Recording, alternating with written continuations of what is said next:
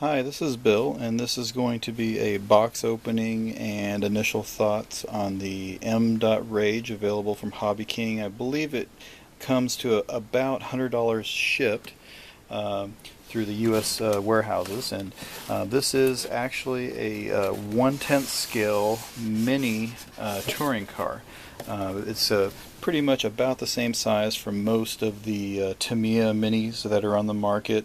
It comes standard with a 210 millimeter wheelbase, so all of the mini Tamiya mini bodies will fit, and many other brands. There's probably about 8 or 9 different brands of 1/10 mini touring cars that are out there that will fit this this setup.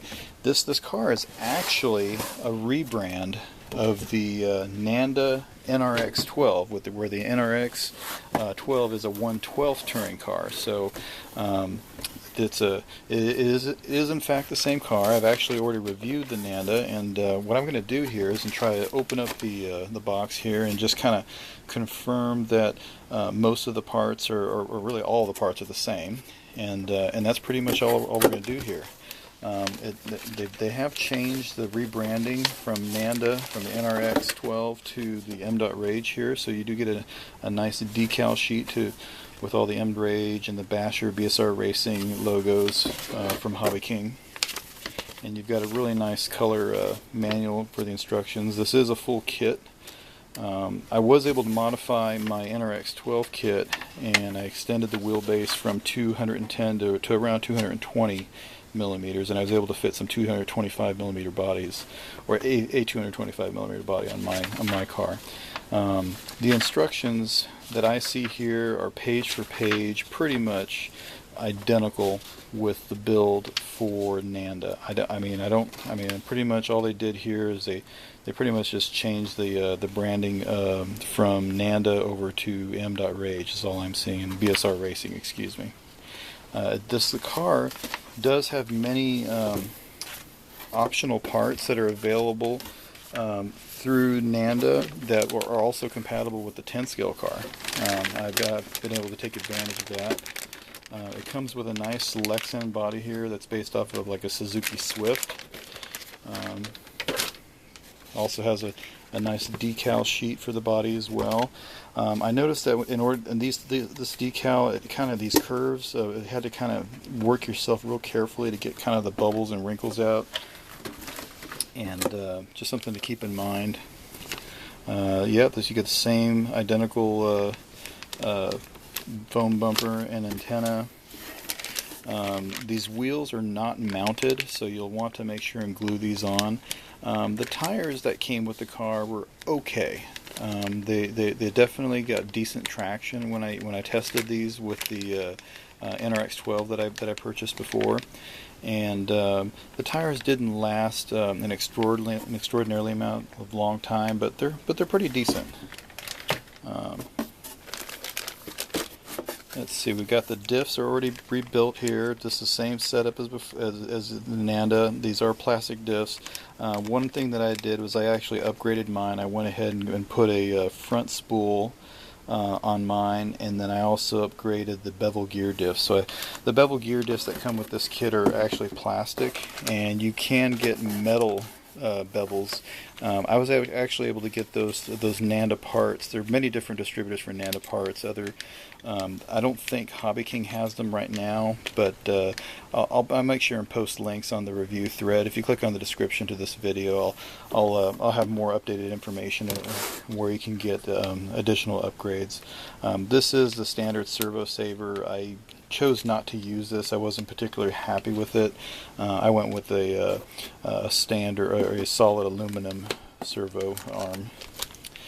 This kit does come with a full CVDs and a really nice center aluminum shaft here. It's nice lightweight aluminum, and these are all the same parts. And you get really nice aluminum threaded body shocks. I did upgrade with the springs. They do have the Nanda springs that are the hard. I went with the hardest spring in the front and the softest in the rear, and that worked out really well for me on my setup. And then you have different pistons to choose from. It's a really nice option. There's tons of carbon fiber parts in this kit. The carbon chassis, battery tray, upper deck, front and rear shock towers. I think when I built my kit, I swapped the shock towers around. I put the rear in the front and the rear, and that gave me the really good shock angles. It worked really well for my setup. I'd recommend doing that. And then all these parts bags for all the hardware are labeled really nicely. It's really easy to get to everything throughout the kit builds. Of all the kit builds that I've had, this one was probably one of the smoothest and easiest builds. Had almost no build issues at all going through it. You'll definitely want to get some thread lock. Make sure and put thread lock on all your metal fasteners. This even comes with a pinion gear, and I believe it has a spur gear that came with it as well. It's got all the bearings included, aluminum hexes, tons and tons of upgrade options are included in this kit. You got your aluminum motor mount here. These are all the plastic parts bags here. The plastic on this kit actually includes a lot of 10th scale plastic. What they've done is this is basically like a shrunk down version of the Nanda NRX 10. They basically use the same gearboxes, if you will, and then they just basically shorten the arms up and made it a 10 scale version, or excuse me, they made it a 12 scale version of the 10 scale car, and it's really nice. So it's not like many other minis out there in the market where they have smaller, or how should I say, thinner plastic. This is nice, thick 10th scale plastic.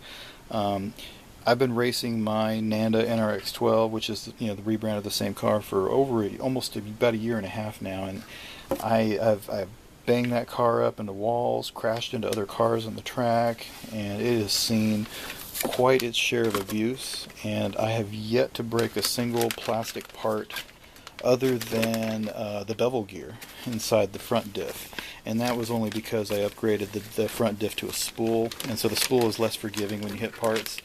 I recently upgraded that plastic bevel gear to a metal bevel gear, and that seems to be doing a lot better for me. So if you decide to upgrade to that spool, that might be the only other additional upgrade that I'd recommend doing, is upgrading that plastic bevel gear to the metal one.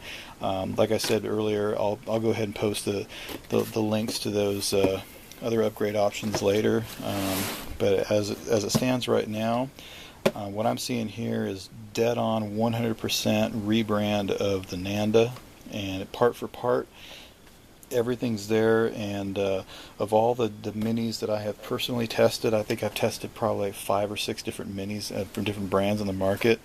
This is the only one that I keep that I keep racing with every time. I talked to other guys on the forums and the track, and I still race this car. I sold off all the other ones. This is by far my favorite. So Hobby King did really good bringing this car into their lineup, and I think it's going to be a huge hit. And this is one of those cars that I highly recommend, and I think this could really be a huge class and a big hit for everyone, especially in the U.S. market with all of the with all their kits in the U.S. warehouse. So anyway, thanks for watching. If you have any questions or any additional tips or suggestions, things I might have missed, please feel free to go to the description on the link to this video, and we'll go from there. Anyway, thanks for watching.